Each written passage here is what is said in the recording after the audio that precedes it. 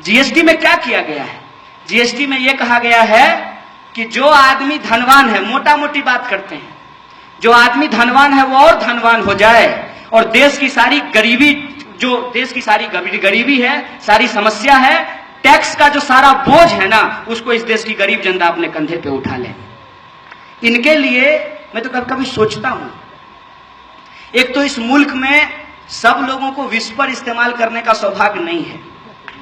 आज भी मैं जहां से आता हूं वहां महिलाएं जब उनको माहवारी होती है, और मैं इस बात को बोलना चाहता हूं पब्लिक प्लेटफॉर्म से, इस बात पे बात होनी जरूरी है, इसलिए बोलना चाहता हूं कि महिलाओं को जब माहवारी होती है तो उनके पास इस्तेमाल करने के लिए कपड़ा नहीं होता है, और जो कपड़ा वो इस्तेमाल करती हैं उसको धोती हैं, सुखाती हैं, फिर अगले महीने उसी का इस्तेमाल करती हैं। सबको विस्पर नहीं मिलता है, और ये बार बार जहां जाते हैं फोटो खिंचाने के लिए, इनको शर्म नहीं आती है। मैं तो सोचता हूं कि ये रात को सोते कैसे हैं, मेरे लिए ये सवाल है। कनाडा, जर्मनी, अमेरिका, हर जगह आप घूमें, स्कूल में बच्चियों को फ्री में नैपकिन दिया जाता है, माहवारी पैड फ्री में दिया जाता है। जो देश अपनी महिलाओं को फ्री में माहवारी पैड नहीं दे सकता है, 2002 में जो है 2020 में विकसित भारत बनाएंगे। बंद करो ये बकवास है तुम्हारा, तुमसे कुछ नहीं होने वाला है, तुमसे कुछ नहीं होने वाला है, तुम सिर्फ और सिर्फ जुमलेबाजी कर सकते हो। उस पर टैक्स बढ़ा दिया गया है।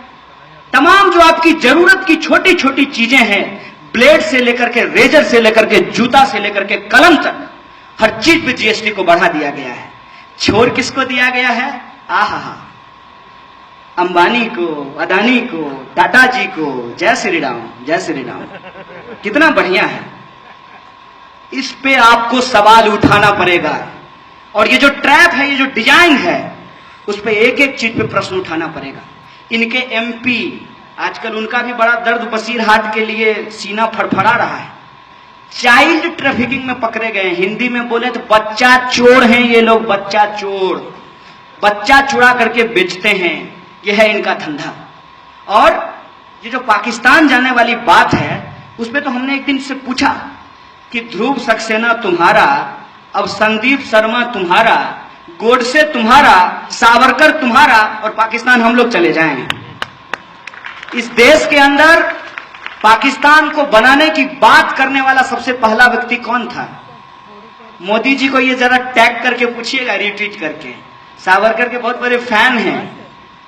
सावरकर साहब थे जिन्होंने कहा कि इस मुल्क को 2 हिस्से में बांटना चाहिए, और अंग्रेजी में इसको जानते हैं क्या कहा जाता है? 2 नेशन थ्योरी।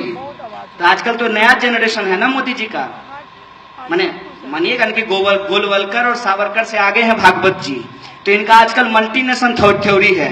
हो सकता है कि मुसलमानों के लिए अलग देश, दलितों के लिए अलग देश, पिछड़ों के लिए अलग देश, और आदिवासियों के लिए अलग देश बनाने का योजना है इसको।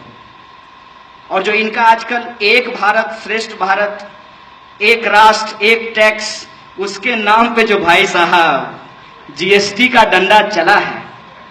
पहले मैं सोचा था कि सूरत जाऊंगा और जीएसटी के खिलाफ जो प्रोटेस्ट हो रहा है उसको कवर करूंगा। मेरी दिली इच्छा थी उन व्यापारियों से जाकर के मिलूंगा जो एक लाजवाब आंदोलन सूरत के अंदर चला रहे थे। लेकिन कल से सूरत में क्या होगा? वो जो लोग मारे गए हैं, जो पीड़ित लोग हैं, नफरत के जो शिकार लोग हैं, उस पे और नफरत की राजनीति बोई जाएगी। जीएसटी गया तेल लेने, आंदोलन गया तेल लेने, मुद्दा गया तेल लेने। ये बात आप लोगों को समझनी पड़ेगी।